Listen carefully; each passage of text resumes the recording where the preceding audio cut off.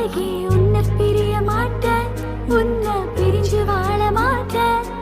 அது சொர்க்கம் என்றாலும் நரகம் என்றாலும் கூடவே